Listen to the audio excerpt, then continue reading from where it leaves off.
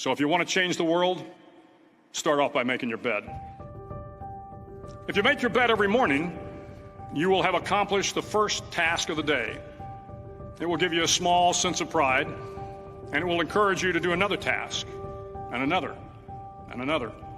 And by the end of the day, that one task completed will have turned into many tasks completed. Making your bed will also reinforce the fact that the little things in life matter. If you can't do the little things right, you'll never be able to do the big things right. And if by chance you have a miserable day, you will come home to a bed that is made,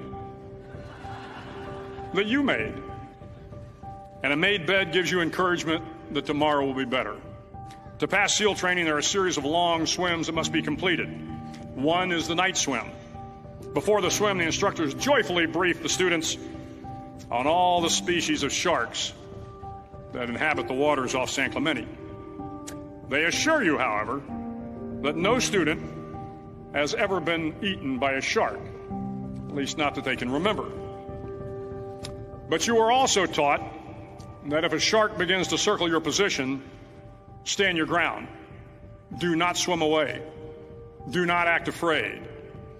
And if the shark, hungry for a midnight snack, darts towards you, then summons up all your strength and punch him in the snout, and he will turn and swim away. There are a lot of sharks in the world. If you hope to complete the swim, you will have to deal with them. So if you want to change the world, don't back down from the sharks. Over a few weeks of difficult training, my SEAL class, which started with 150 men, was down to just 42. There were now 6 boat crews of 7 men each. I was in the boat with the tall guys, but the best boat crew we had was made up of the little guys, the Munchkin crew, we called them. No one was over 5'5". The Munchkin boat crew had 1 American Indian, 1 African American, 1 Polish American, 1 Greek American, 1 Italian American, and 2 tough kids from the Midwest. They out-paddled, outran, and outswam all the other boat crews. The big men in the other boat crews would always make good-natured fun of the tiny little flippers the Munchkins put on their tiny little feet prior to every swim. But somehow these little guys from every corner of the nation and the world always had the last laugh, swimming faster than everyone and reaching the shore long before the rest of us. SEAL training was a great equalizer. Nothing mattered but your will to succeed, not your color, not your ethnic background, not your education, not your social status. If you want to change the world, measure a person by the size of their heart, not by the size of their flippers. The 9th week of training is referred to as Hell Week. It is 6 days of no sleep, constant physical and mental harassment, and 1 special day at the Mud Flats. The Mud Flats are an area between San Diego and Tijuana where the water runs off and creates the Tijuana Sloughs, a swampy patch of terrain where the mud will engulf you. It is on Wednesday of Hell Week that you paddle down to the Mud Flats and spend the next 15 hours trying to survive the freezing cold, the howling wind, and the incessant pressure to quit from the instructors. As the sun began to set that Wednesday evening, my training class, having committed some egregious infraction of the rules, was ordered into the mud. The mud consumed each man till there was nothing visible but our heads.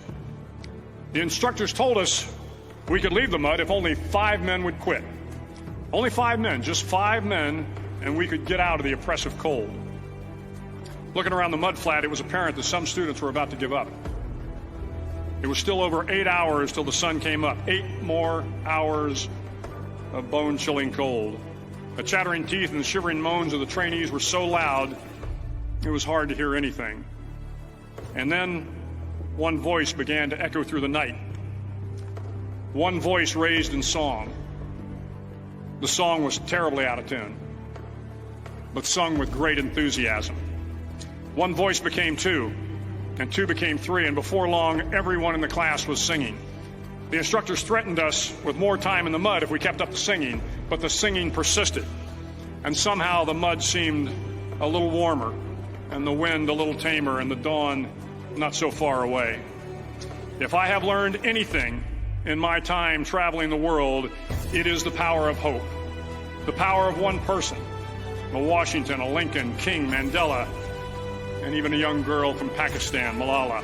One person can change the world by giving people hope. So if you want to change the world, start each day with a task completed. Find someone to help you through life. Respect everyone.